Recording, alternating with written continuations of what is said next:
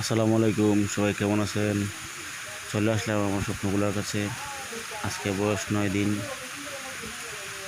মাশাল্লাহ, বাচ্চাগুলো অনেক সুন্দর আছে।